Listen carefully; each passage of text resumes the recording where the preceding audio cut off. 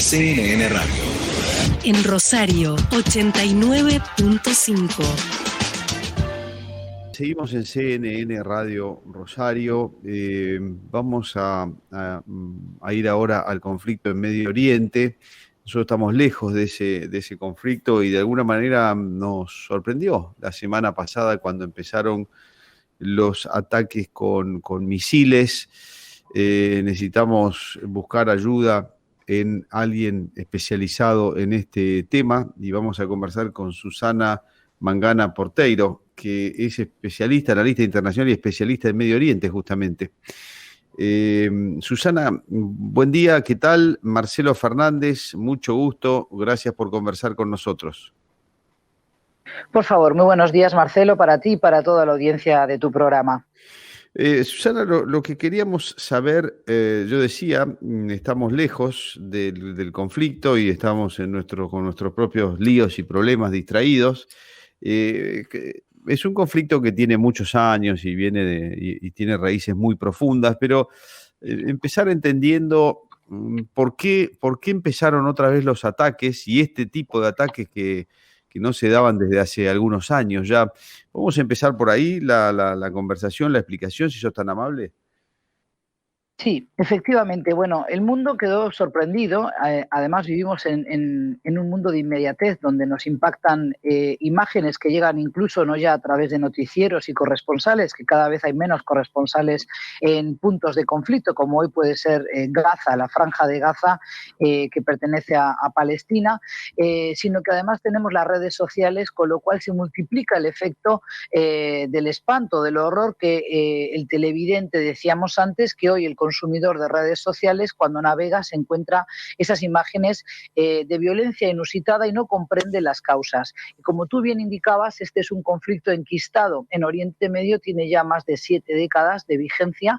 El sábado pasado se conmemoraban 73 años de la catástrofe, así llamada por los palestinos, la famosa Nakba, que no fue otra cosa que la expulsión y la salida forzosa de cientos de miles de palestinos cuando se creó el Estado moderno de Israel y cuando también a punta de bayoneta y a punta de arma fueron obligados por las milicias hebreas o judías en ese momento, decimos luego el Estado moderno de Israel, pero todavía no eran israelíes, sino que milicias armadas compuestas por judíos que eran sionistas y que querían recuperar lo que ellos llaman la tierra prometida del pueblo judío. Bueno, forzaban a estos palestinos también a la salida de barrios enteros como Jaffa, cerca de Tel Aviv. Todo eso ha ido pesando mucho en estas 7 décadas de largo conflicto, pero hemos llegado a un punto muerto en las negociaciones. Atrás quedó enterrada la hoja de ruta defendida por Estados Unidos, Naciones Unidas, la Unión Europea, pero bueno, finalmente hoy no se vislumbra un proceso de paz, no hay una luz al final del túnel y todo esto ha desembocado en un hartazgo de la sociedad palestina que además cada vez más ve que el Estado israelí, con un gobierno como el Likud, en una coalición de partidos de ultraderecha y partidos asociados con los colonos israelíes que quieren ocupar tierras palestinas, establecer allí sus hogares para ir judaizando, entre otras cosas, el barrio de Jerusalén Oriental, Jerusalén Este, habitado mayoritariamente por palestinos todavía. Bueno, es una ingeniería, Marcelo, demográfica la que está aplicando el gobierno actual de Benjamín Netanyahu ya desde hace bastante tiempo. Sumado a esto, una derechización de la calle, de la opinión pública israelí, que si bien está muy dividida y no podemos decir que todos los israelíes acompañen ni todo el pueblo judío, así estén en la diáspora, acompañan las acciones actuales del Estado de Israel, finalmente se arma un combo, se arma un cóctel molotov, digamos, muy explosivo, que acabó de eclosionar y estallar durante las últimas horas, jornadas, podríamos decir, del mes de Ramadán que acaba de terminar. Hemos terminado de celebrar, de recordar los 3 días dedicados al Eid, una de las fiestas grandes de los musulmanes.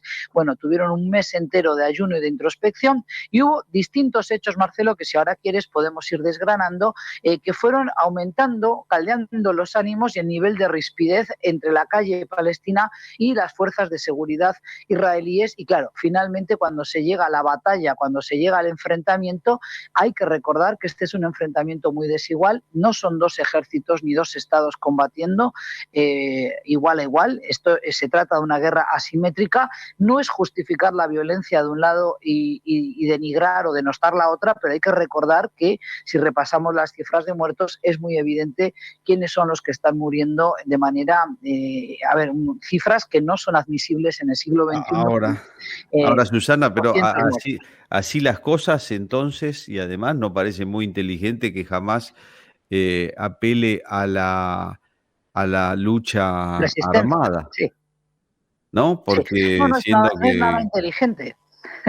Claro. No, Marcelo, tú lo dices, no es inteligente, pero a ellos les sirve. Vuelvo a decir, Hamás es una organización, ellos la llaman organización de resistencia, ¿verdad?, a la ocupación israelí.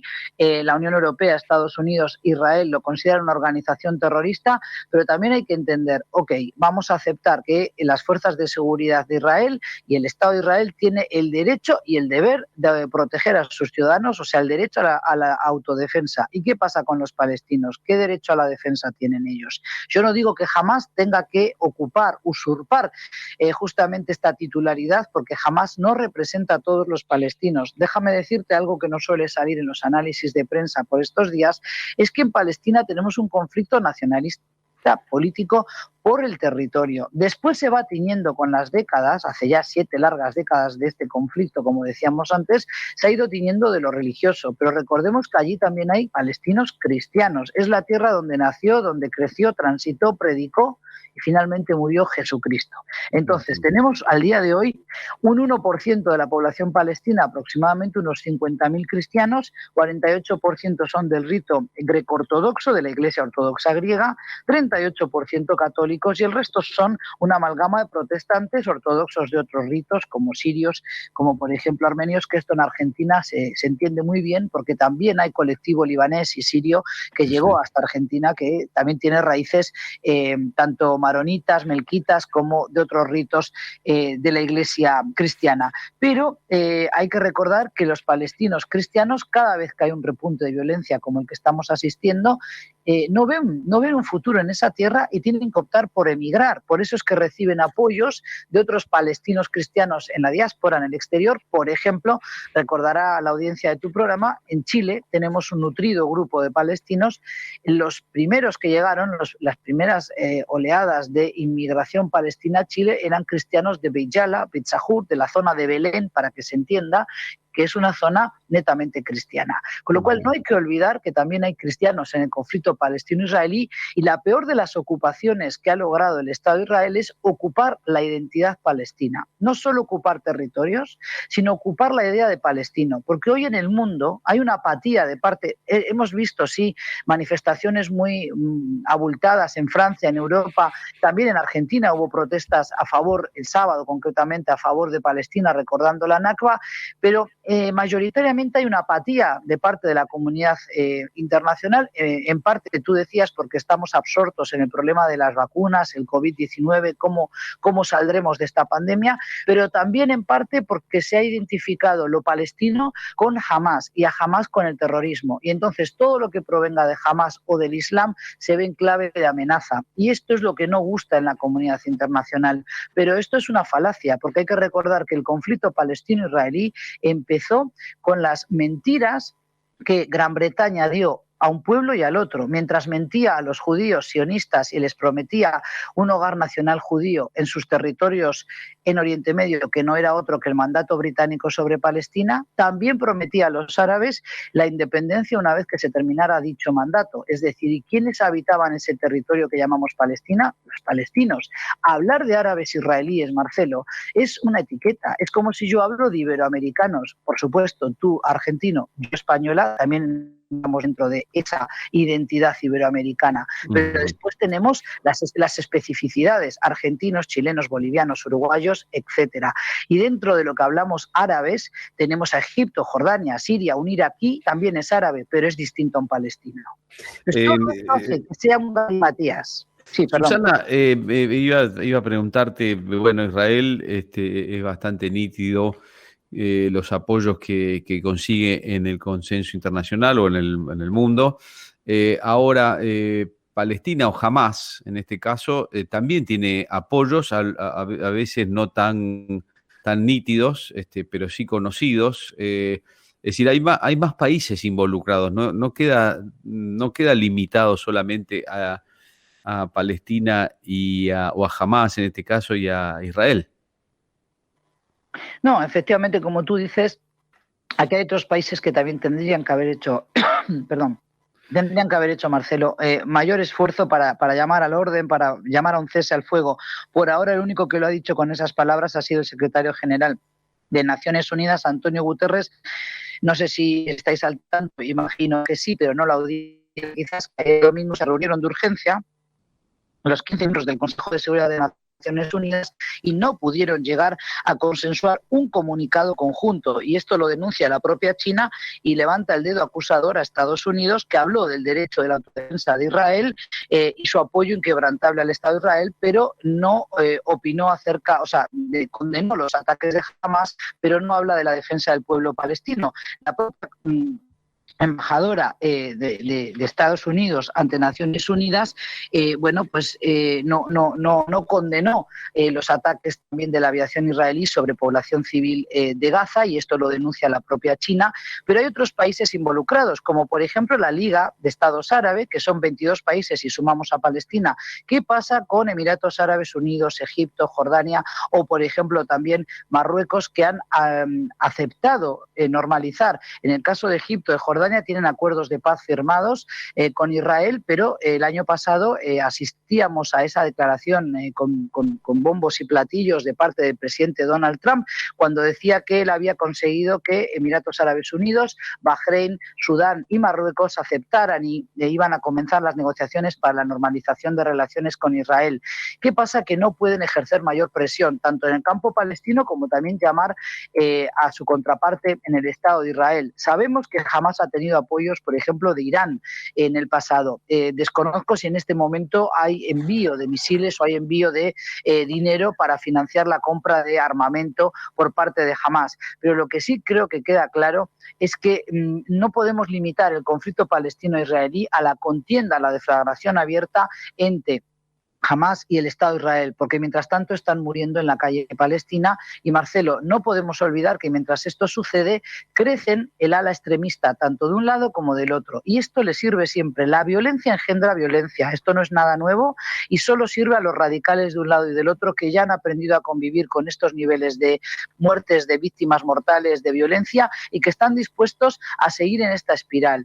Por tanto, esto también le conviene a un primer ministro muy objetado ante la justicia por casos de corrupción, él y su familia, como es Benjamin Netanyahu, porque además él se sabe fuerte cuando se trata de proteger la seguridad de sus ciudadanos. Ahí es donde crece la popularidad de Benjamin Netanyahu, que ha tocado mínimos históricos. Un hombre longevo en política, un hombre sagaz en cuanto a la dirección de su Estado. Pero también crece Hamás, por más que no representa todas las voces de la sociedad palestina. Pero hay un liderazgo de parte de la autoridad palestina sumamente desgastado, con un octogenario como es el presidente Mahmoud Abbas, que ya no conforma a nadie, prácticamente a nadie. ¿Qué ocurre? No hay que olvidar que los países árabes están muy divididos, muy peleados entre ellos. Tenemos la guerra sin fin latente en Siria, en Yemen. Entonces, esto no va a ocurrir. Y mientras tanto, continúa esta violencia, y también del campo de los colonos israelíes, que por estas horas están ocupando casas. Mientras hablamos tú y yo, el Estado de Israel está desplegando bloques de cemento para bloquear entradas a Sheikh Jarrah, a los palestinos, y los está forzando a salir de sus casas.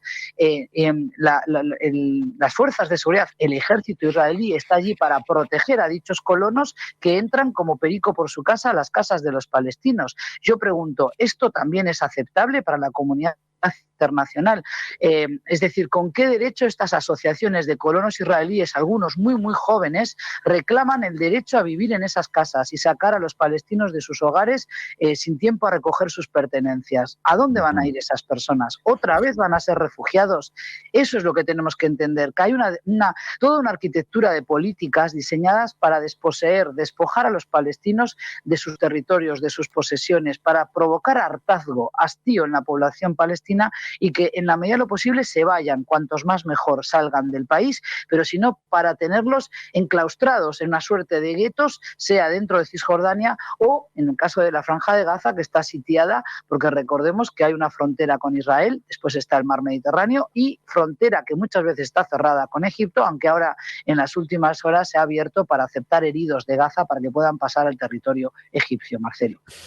Susana, muchas gracias por todas estas explicaciones que nos diste, tu punto de vista y el tiempo que nos has dedicado, muy amable. Por favor, Marcelo, muchas gracias a ti por esta comunicación y simplemente déjame cerrar con una reflexión. Hay que entender que si nos horroriza que jamás haya lanzado más de 2.000 cohetes al territorio israelí, pensemos también en las vidas de los palestinos.